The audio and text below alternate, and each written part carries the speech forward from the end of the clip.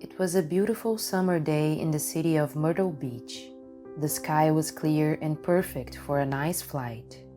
Frank Jones, a 81-year-old man, had arrived early at the airport to catch his flight and visit his daughter in France, but he was having difficulties deciphering the information on the televisions that said where he should go. Apparently, the entrance to the gates had changed and he was a bit confused, but Frank didn't imagine that being lost in the airport would be the least of his problems that day. Frank was a big businessman who owned gas stations, supermarkets, and every type of business venture imaginable. It had been a few months since the old man had gone to see his daughter for the last time, and a major renovation at the airport had left everything different. He tried to ask some employees for information, but in the first 2 attempts, he received dry answers that did not answer his question in the first place. The man was wearing simple and comfortable clothes, different from the expensive suits he had to wear to work and go to business meetings like in the old days, and he thought that for that reason and his age, most people preferred not to pay so much attention to him. After much effort, he finally managed to find the way, but when passing through the metal detector, it beeped several times, making everyone around suspect him. It turns out that he had forgotten the pendant he sometimes kept inside his shoe, but even explaining himself, the passengers were avoiding being close to him. Frank tried to explain about the pendant, but when the attendant saw the old man's ticket was for a first-class seat, the young woman frowned, as if she doubted that the ticket was really his. Despite his wealth, Frank remained a humble and respectful man, but even being really polite, he was belittled, as if he were not on the same level as the other passengers. Until an unknown young man approached and helped him get to the right entrance. Frank thanked him, and the man opened a beautiful smile. "No problem. These airports make everyone confused," he said, and sat a little distant from him. Frank was waiting for departure when an elegant woman sat beside him, looking him up and down. "Is this your first time taking a plane?" she asked him. "No, but it's been a while since I last traveled," he replied. But the woman was no longer listening and turned her attention to the magazine she was reading, clearly ignoring him. At that stage in his life, Frank preferred not to take it so seriously when he encountered bitter people like that, and just kept waiting for the moment to get on the plane. When it was time to hand in his ticket, he received other looks of disdain, as if he was in the wrong place. But with the help of the flight attendant, he made his way to his seat in first class. As he was about to sit down, he realized that the person traveling beside him was the elegant woman who had ignored him earlier, and he immediately had a bad feeling. "I pay a lot of money for first class to have a poor old man like him sitting next to me, don't you think?" the woman said abruptly, talking to the flight attendant. "Miss Banks, please calm down. His ticket shows the seat next to yours. Look," the flight attendant said, showing Frank's ticket. "I don't want to see anything. That's a bad joke. That's what it is," said the woman rudely, with her arm on top of Frank's seat, and he was just watching the unnecessary discussion in front of him. Meanwhile, the other passengers were attentively and unconsciously choosing sides in the argument. Some sided with the elderly man, and others with Miss Banks, also taking a stand against his presence in first class. That's when the unknown young man who helped Frank at the airport got up and defended him. "For God's sake, let the man sit down. Have a little respect. This isn't your house, and he bought the same ticket as you." Some people showed support by applauding the young man's speech. However, it seemed that most of the passengers were outraged by Frank's presence beside them, and the flight attendant didn't know how to control the situation. So Frank, being kind and easygoing as he was, said he was going to go to economy class to avoid further problems. Frank felt sad, because it always shocked him that there are people so mean that they feel entitled to act as they want just because they have money. He encountered many people like that throughout his life, but he would never get used to it or understand what goes on in their minds. Receiving a few disapproving looks, Miss Banks changed her mind and stopped Frank from going to economy class. "Okay, you don't have to go. It's fine. You bought this seat," she said.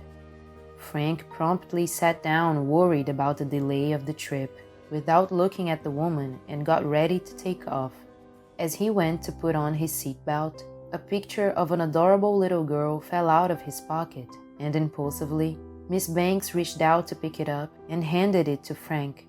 "Be careful not to lose this. It must be important," she said, looking at the photo. "Yes, it's my daughter. I'm going to visit her," the old man said, with a sweet and sincere smile, as if that woman hadn't been extremely rude minutes before.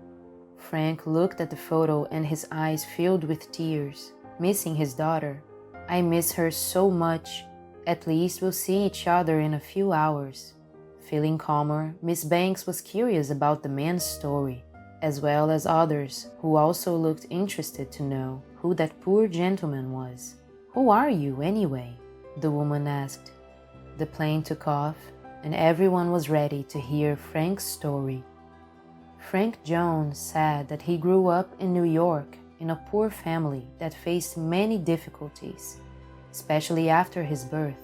Despite being an only child, his parents also came from poverty, so any expense made them afraid of not being able to pay everything on time, and above all, of not being able to give their son a good life. Until one day, Frank's father, Albert, got a better job as an attendant at a convenience store in his neighborhood, and by surprise of fate, the store owner became his best friend. It was as if they'd known each other their whole lives, and Albert would come up with wild ideas that played an essential role in expanding the business.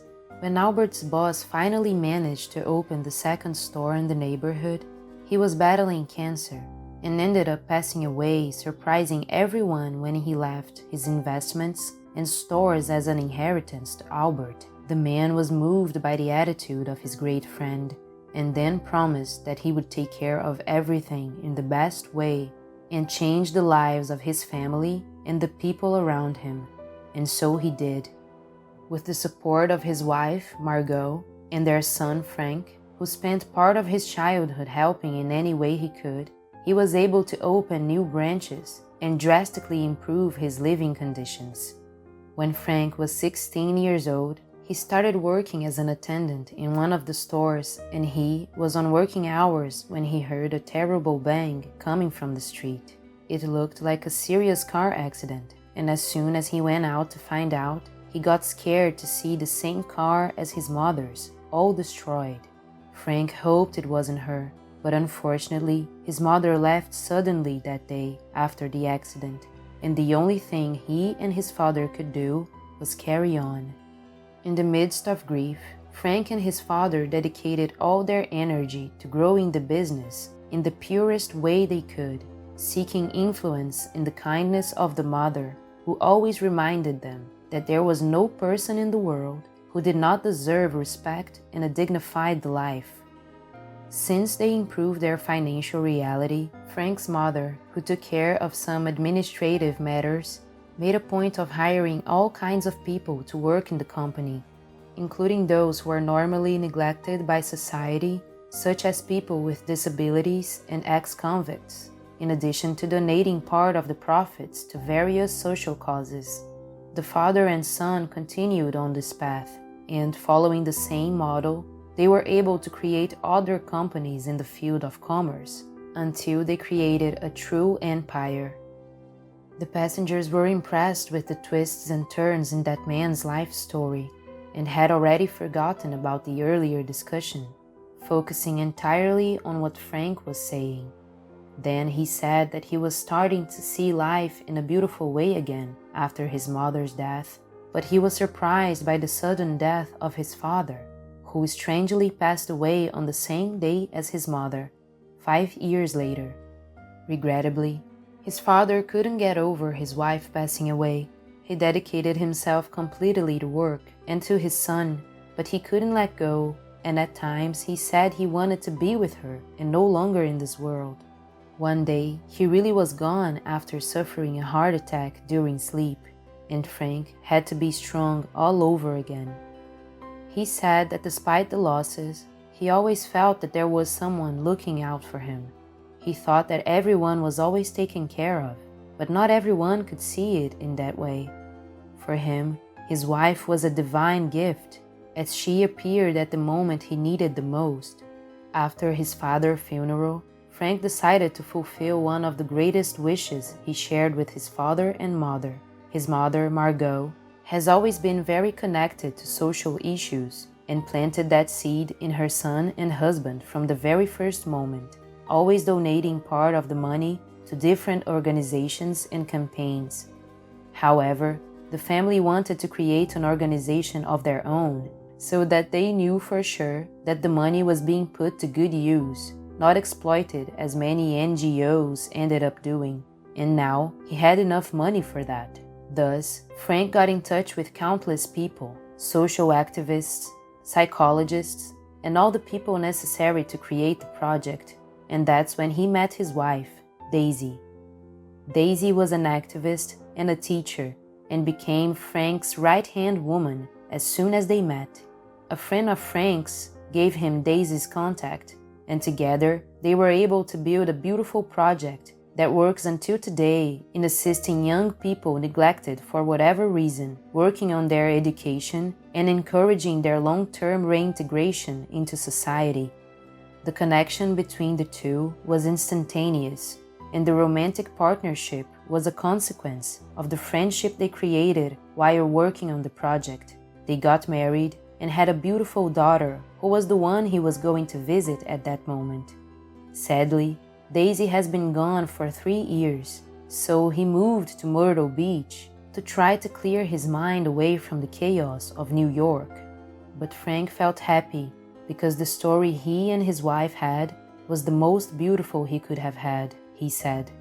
Some people on the flight heard the story until the end, including Miss Banks, who regretted having been so arrogant with that wise man and even apologized when he finished the story. Many people were contemplative with everything Frank told, and some understood that wealth, much greater than any money, is a life rich in love and empathy. For Miss Banks, that story was a shock of reality, and she realized that she needed to reevaluate what really matters in life. The rest of the trip was peaceful. They talked a little more about lighter matters and said goodbye at the end of the trip. On the way out of the plane, the kind young man who defended Frank earlier approached him, saying that he was moved by the story he told. "I don't know if you're going to Paris, but I'm going to study social sciences for a while in the city. It may seem strange, but you remind me so much of my grandfather, and I wish I could talk to you more. Everything you said touched me a lot, from your personal life to this project you created with your wife." The young man said, "It's not strange at all, son. My daughter is in Paris too to study the same as you." They got off the plane and exchanged contacts to meet another day and continue the easy and pleasant conversation they had started. As fate would have it, that encounter was not a coincidence, and after being introduced by Frank, the young man and Frank's daughter ended up falling in love with each other. Shortly after, Frank passed away due to old age, but first, he sold the companies and made sure to leave his inheritance and the NGO he created with his wife to his daughter and son-in-law, as he knew they would do their best with everything. That day on the plane was able to influence many people to see life in a purer and fairer way, without shallow judgments. In addition to having contributed to Frank's daughter finding a great love that continued the greatest legacy of the family, that of investing as much as possible to ease the social problems of this world. If you know any similar stories, write about it in the comments. Like the video, share with your friends, and subscribe to the channel for more fantastic stories.